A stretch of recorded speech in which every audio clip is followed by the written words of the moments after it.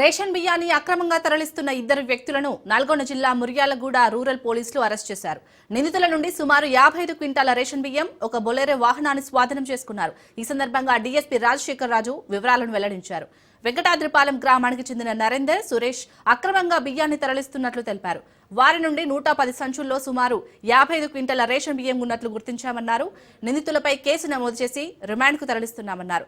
అక్రమంగా రేషన్ బియ్యం రవాణా చేస్తే పీడీ యాక్ట్ నమోదు చేస్తామని హెచ్చరించారు.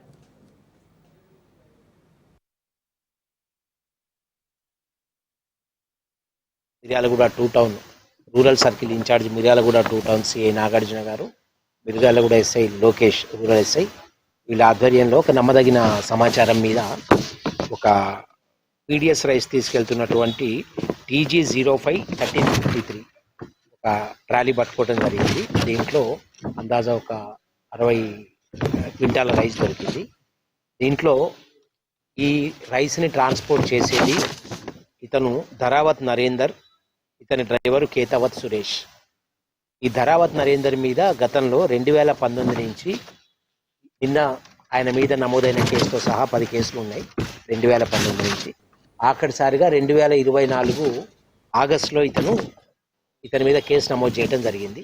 అయినా ఇతను పద్ధతి మార్చుకోకుండా ఇదే పనిలో ఉన్నందువలన ఇతని మీద ఈరోజు రౌడీ షీట్ ఓపెన్ చేయడం జరిగింది. ఒక 98 పీడిఎస్ రైస్ కేసెస్ నమోదు చేయడం జరిగింది. దాంట్లో 245 మంది అరెస్ట్ అయ్యారు. 66 వెహికల్స్ సీజ్ అయినాయి. 590 టన్నుల రైస్ సీజ్ చేయడం జరిగింది.